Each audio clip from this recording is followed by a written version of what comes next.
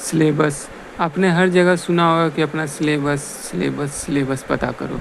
तो इसीलिए सिलेबस पता करना ज़रूरी होता है, क्योंकि अगर सिलेबस ही नहीं पता होगा कि मेरे एग्ज़ाम में सिलेबस क्या है, तो हम एग्ज़ाम से ज़्यादा पढ़ लेंगे या तो एग्ज़ाम के टॉपिक से कम पढ़ेंगे।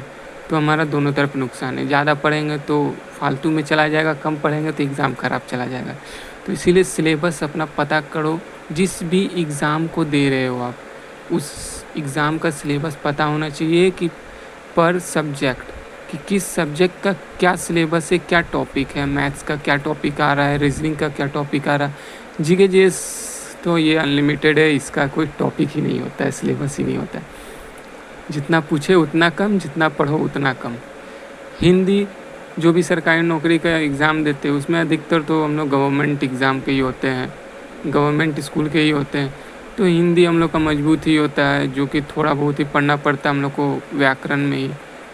और फिर इंग्लिश तो ये तो पढ़ना ही होगा, अगर जो भी इंग्लिश मीडियम से देंगे। ऐसे नॉर्मली डिफरेंस एग्ज़ाम जो हम लोग देते हैं, जीडी, आरपीएफ, सीआरपीएफ, इन सब में तो हिंदी पूछा जाता है, ऑप्शन में तो रहता है ये हिंदी, तो उसके लिए ज़रूरी नहीं है। तो दूसरे नंबर पे ज़रूरी है आपका daily routine. Daily routine must है। ये इसलिए बनाना ज़रूरी है क्योंकि अगर ये नहीं बनाएंगे आप, तो आप या तो किसी दिन 1 घंटा पढ़ोगे, या तो किसी दिन 10 घंटा पढ़ लोगे, या तो किसी दिन पढ़ोगे ही नहीं। तो इस तरह से नहीं होने वाला। तो इसीलिए रूटीन बनाना ज़रूरी है, क्योंकि आपको पर डे 2 घंटा, 3 घंटा, 5 घंटा, जितना का भी आप बनाओ, तो कम से कम 5 घंटा तो देना होगा। अगर आप 3-4 महीने में अगर क्लियर करना चाहते हैं, अगर आप ज़ीरो से स्टार्ट कर रहे हो, तब आपको 4 से 5 महीने में आप कंप्लीट कर सकते हो। और अगर आप कुछ जानते हो तो आप 2 महीने में आराम से कर सकते हो। तो रूटीन बनाना ज़रूरी है, क्योंकि रोज़ उतने टाइम तक पढ़ना आपको ज़रूरी है। तीसरे नंबर पे स्ट्रैटेजी बहुत ज़रूरी है, क्योंकि आप किस तरह एग्ज़ाम दोगे, किस तरह अपना सिलेबस कंप्लीट करोगे, इस चीज़ का स्ट्रैटेजी बनाना बहुत ज़रूरी है। वरना पता चलेगा सिलेबस कंप्लीट करते करते साल भर बीत गया, या फिर सिलेबस आप 1 महीने में कंप्लीट कर दिए, बट कुछ पता ही नहीं है कि मैंने क्या कंप्लीट किया, क्या पढ़ा, कि कुछ याद ही नहीं है। तो उस तरह से नहीं पढ़ना है। तो उसके लिए आपको स्ट्रैटेजी बनाना होगा। स्ट्रैटेजी बहुत ज़रूरी है। ये स्ट्रैटेजी 2 चीज़ का बनाए।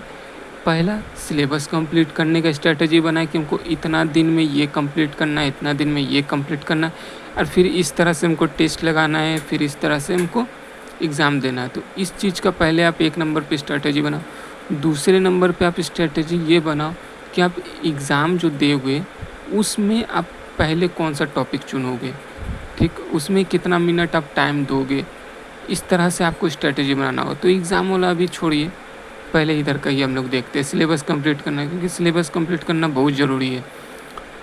ये मोस्ट इम्पॉर्टेंट है, कैसे और कितने समय में हमें क्या करना है। तो नॉर्मली जो डिफरेंस एग्ज़ाम होता है उसमें जीडी, आरपीएफ, सीआईएसएफ, इन सब में नॉर्मल मैथ्स के जो टॉपिक्स होते हैं, प्रॉफिट हो गया, परसेंटेज हो गया, डिस्काउंट हो गया, टाइम एंड डिस्टेंस हो गया, यही सब रहता है। 2D 3D क्षेत्रमिति। तो अगर इसको आप ढंग से करते हो, अगर दिन भर में अगर आप 4 से 5 घंटा पढ़ते हो, अगर इतने का आप रूटीन लेके चल रहे हो डेली, इतना तो आपको लेके चलना ही होगा अगर आप एग्ज़ाम क्रैक करना चाहते हो। तो इन सब टॉपिक को जो मेनली इम्पॉर्टेंट होता है, जीडी, आरपीएफ, ये सब में, मैं हाई लेवल वाली एग्ज़ाम में नहीं जा रहा हूँ अभी। एनटीपीसी हो गया, सीजीएल, ये सब में नहीं, ये सब नॉर्मल एग्ज़ाम की बातें कर रहा हूँ। तो इसमें आपको नॉर्मली 20 से 25 दिन, 1 से 1.5 महीना में आप ये सब टॉपिक में मजबूत कर सकते हो, अगर आप ढंग से पढ़ रहे हो। तो इसके लिए आपको क्या करना होगा, तो 2 दिन लो या तो 3 दिन लो, एक टॉपिक के लिए 2 से 3 दिन। 2 दिन में आप, पहला दिन अगर आप वीडियो देखते हो, वीडियो देख के पढ़ रहे हो, तो वीडियो देख के पढ़ो। एक दिन आप पूरा वीडियो देखो, 2 घंटा, 5 घंटा, जितने का आपका रूटीन है, उस वीडियो को देखो, क्वेश्चन लिखो, उसका आंसर बनाओ और उस चीज़ को समझो। एक दिन इसी में लगाओ। फिर दूसरे दिन क्वेश्चन सॉल्व करो। जो एक बुक खरीद लो या कहीं पर भी पीडीएफ वूडीएफ, मेरे ख्याल से बुक रहना ज़रूरी है, बुक से ज़्यादा अच्छा लगता है पढ़ने में। तो उस चीज़ को आप दूसरे दिन कंप्लीट करो, उसी टॉपिक का, जिस टॉपिक का वीडियो देखे हो। ये हो जाने के बाद तो आप या तो दूसरे दिन कंप्लीट कर दोगे, क्योंकि किसी बुक में रहता है 100 क्वेश्चन, किसी बुक में रहता है 150, किसी में रहेगा 200, तो आप एक दिन में कंप्लीट नहीं कर पाओगे, इसीलिए तीसरा दिन भी लग ही जाएगा। तो पहला दिन हम लोग को वीडियो देखना है, दूसरा दिन तीसरा दिन उसको कंप्लीट करना है। फिर उसके बाद इसी तरह इसके टॉपिक्स को कंप्लीट करते जाओ, ठीक। फिर उसके बाद रीजनिंग, तो सबसे पहले रीजनिंग में ही घुसो, क्योंकि रीजनिंग नॉर्मल होता है, इसमें maximum question based on place value होता है। जैसे ए का मान 1, बी का मान 2 होता है, जेड का मान 26 होता है।